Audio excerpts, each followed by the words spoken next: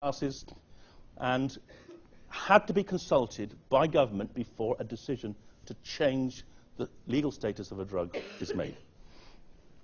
And it worked very, very well.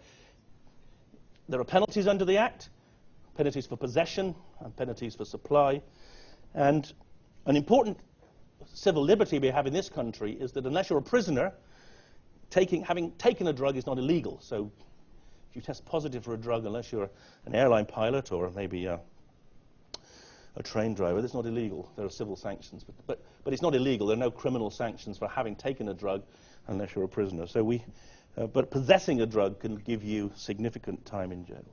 And there are people in jail for possessing Class A drugs like MDMA, ecstasy, for up to 6 years, 15 tablets. So there are potential anomalies in terms of the way in which drugs, the harms of drugs, are actually punished under this Act at present. Now, by and large, politicians did what they should do with the Act. They took advice. So this is the best example I know of, that in 1994, the ACMD went to Margaret Thatcher and said, if you want to stop an AIDS epidemic, we've got to have needle exchange. And she said, Tories don't do needle exchange. So they said, OK, well, you've got a choice. You know, Tories either do AIDS or needle exchange. Which is it? And she said, OK, we do needle exchange. You're the experts. If that's going to work. And so she turned. Maybe the only time in her life she turned. And remarkable. We brought in needle exchange, and we had one of the lowest rates of HIV from intravenous drug use in the world. So scientifically designed policy accepted by politicians. Worked. How does the Act work? Well, the Act is complicated. It's got the classes. I showed you the 3 classes. High risk, very high risk, moderate risk.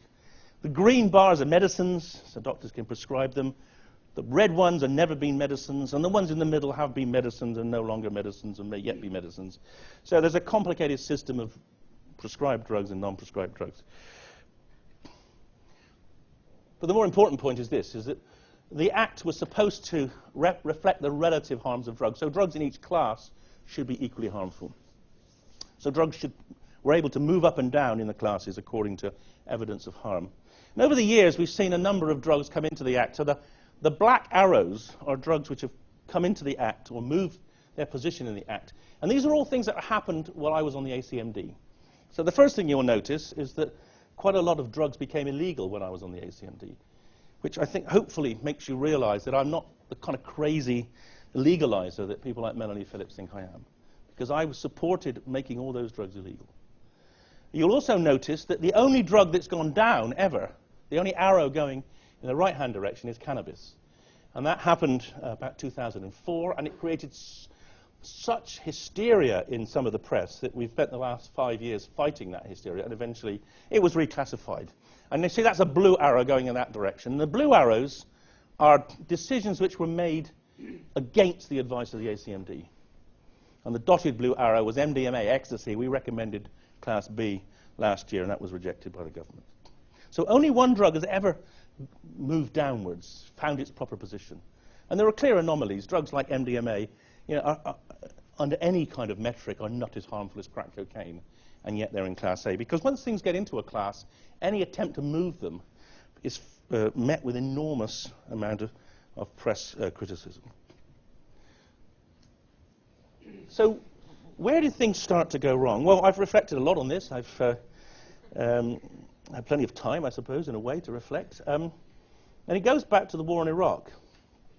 And it goes back to our friendship with George, who was waging a war on drugs very ineffectually for all the time. But Mr. Blair, I think, got really sucked into the idea that you can win wars. And he decided in 2004 that having won the war in Iraq, he was going to win the war on drugs. And we get a huge amount of pressure from the US to do what they do with drugs, which is put people in prison forever as a deterrent. And he succumbed to that pressure to some extent by taking on the mushrooms. So the mushrooms used to be legal drugs. And then they made them Class A drugs in 2004. Why did that happen? Well, We don't know why it happened because we weren't consulted. We heard that he was planning to do it. And so we said, hang on, there is a thing called the Misuse of Drugs Act, which says you have to consult with the ACMD before you make a change in the law. And they said, oh. And then I think on Tuesday evening, we got an email saying, on Thursday, we're going to have a debate about the classification of the mushrooms. What do you think? And we said, well, that's just an insult. So you can't possibly do a harm assessment on a class of drugs in 2 days. So on your head be it. So they did. They decided class A. Why? Because the parent compound psilocybin was class A for no good reason other than it was put there 40 years ago. So that was the first problem. But the war got worse because then they decided to wage war on other drugs like cannabis. And war has some problems. I mean, there's collateral damage to many people. And some of the damage is to the truth. And if there was any educational value in the Misuse of Drugs Act, it virtually disappeared when mushrooms were made the same class as crack cocaine. It made it very difficult to talk to children about the harms of drugs in terms of the classification system. And of course, there's also this other adage, once at war, all reason is treason. And that's why I was sacked. I didn't know about that phrase at the time, but I've subsequently learned about it. Not that it would have changed much anyway if I hadn't known. And it is a war. There's American soldiers with their faces pixelated out, so you can't see that they're standing downwind of the cannabis and inhaling. So they're fighting the war in Afghanistan. That's burning cannabis. And why do we have the war? Well, I think one of the sad things about Blair was that he decided to fight the war on drugs without consulting the ACMD, without telling us. In fact, he had an inner cabinet of police, senior police, Ministry of Defense, serious organized crime, to fight the war. He decided that was what he was going to do. He didn't need the advice of the ACMD to tell him how to deal with the drug problem. So why do we have the war? Well, we have the war to reduce the harms of drugs. And I suppose if it did reduce the harms of drugs to society, well, maybe it wouldn't be a bad thing to fight.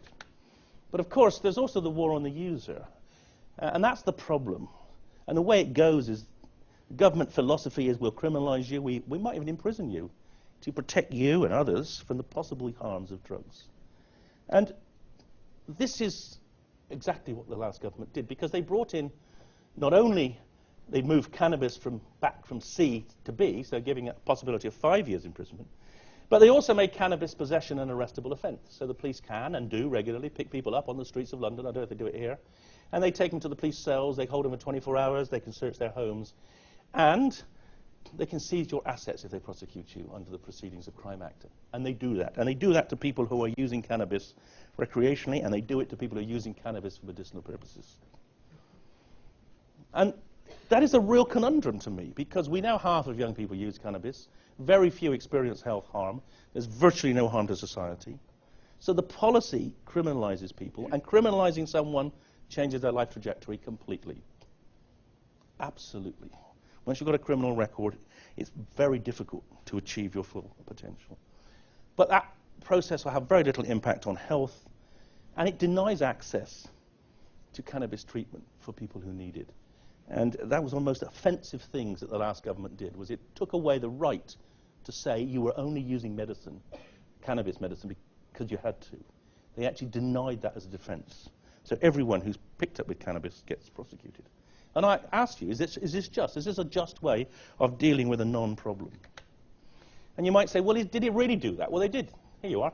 Jackie Smith, 2004, no, I think it was probably Reid then, decided to up the penalties, up the attack on cannabis. And you see year on year a very significant increase in the number of convictions to 2007 and 8, 158,000 convictions for cannabis possession. And of course, it's not only is it illogical, it's also unjust, because there's also a disproportionate amount of criminalization of ethnic minorities, up to 3- to 4-fold in Asian and black communities, maybe 6 times more in black communities in London. So it's intrinsically unjust. And if I can slip back into medicine for a second, we have this concept in medicine, primum non nocere, first do no harm, one of Hippocrates' principles. And you do wonder whether maybe the same principles ought to apply to the law. Maybe the law shouldn't do harm before it. Certainly, that would be one way in which we could judge whether a harm was a good law, a law was a good law or not. And one of the reasons we have these crazy laws is because politicians do not understand why people take drugs. They think people take drugs the same way as they drink alcohol, that they enjoy it. But a lot of people take drugs to reduce suffering. And that criminalizing those people is particularly offensive. And here's some examples. A quarter of young male alcoholics, and that's going to include some of you in the audience, are very, very socially phobic. And they drink because it's the only way they can deal with the anxiety and therefore engage in conversations with people they want to converse with. It's the commonest treatable cause of alcoholism. About half of older drinkers use alcohol to reduce stress and assist relaxation and sleep. Unquestionably, a lot of you will do that. I will almost certainly do that later on, provided you're paying. But a lot of cannabis users do the same. I run a clinic, psychiatric clinic. A lot of my patients smoke cannabis because it helps them relax. The majority of schizophrenics use cannabis because it helps take away the unpleasantness of the disorder. And what we're doing now is we're saying to them, oh, your illness is your fault, because if you didn't smoke cannabis, you wouldn't be schizophrenic. And that's complete rubbish. They know that the cannabis makes their positive symptoms worse, the voices get worse. And they say, but I know that, but that doesn't concern me. What concerns me is all the other nastiness of the illness, and cannabis helps that. And so what we're blaming schizophrenics now for their own illness, which is one of the most cruel things we could ever do. A lot of people use stimulants because they've got ADHD, and we know that's a form of self-medication. So there are many reasons why people use drugs other than just to have fun, and politicians cannot understand that. Cannabis is something I feel particularly, well, you've probably gathered by now, particularly exercised by, because Queen Victoria thought it was the most wonderful medication. She said it was great, that's why she had so many children, because it took away the pain of childbirth and the pains afterwards, and it took away her gynecological problems. And it was a legal drug in this country till 1971. It was banned in 71 under the Misuse of Drugs Act because there were 2 GPs in London who were prescribing it because they wanted it for recreational use. They were telling people, drip it on cigarettes, dry off the alcohol, and then smoke it. And because 2 rogue GPs were doing that, we banned a useful medication. And it's been banned since then. And more than that, we do this. So here's an example of how that we have been approaching. The last government's attack on cannabis users has led to this. So an ex-teacher in her 50s, long-standing multiple sclerosis, in a wheelchair, uses cannabis, grows her own to provide release. Front door smashed down 3 times in the last few years. Dawn raids. They've broken into her house to find her with cannabis. So she's got convictions, because I say if you have possession, you're inevitably convicted, there's no defense.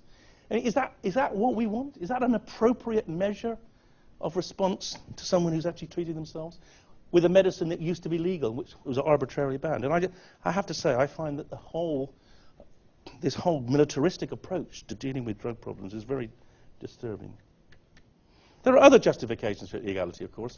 This one is the truth. This is why drugs are illegal. But it's very difficult to get the debate into the moral arena because politicians are much more comfortable hiding behind that smokescreen of health. And that's why they don't like me blowing away the smoke. And there's also public opinion. And public opinion is something that politicians claim to take a lot of account of. And when you say to them, well, surely, you don't take account of public opinion in terms of the death penalty, but why don't you show some moral courage around drugs? They sort of lurk away and say, well, can't do it all the time. But there's 2 kinds of public opinion. There's the real public opinion, which we sampled using a Murray poll when we did the 3rd cannabis report. And we asked people, what class should cannabis be? And a quarter of the population think cannabis should be legal, and 41% said it should not attract more than a 2-year prison sentence. So 2/3 of the population did not want cannabis reclassified. That's a Murray poll. That would predict who's going to get elected. So that tells you what the public think. Government took no notice. Because they prefer this kind of public opinion, which is the newspaper induced public opinion. Newspapers, they incite some kind of moral panic, and then they say, that's what the public think, because the public think what we tell them to think. And then the media challenge the government, and the government choose to believe, whether deliberately or covertly, the media's view. And so we get these harsher rules.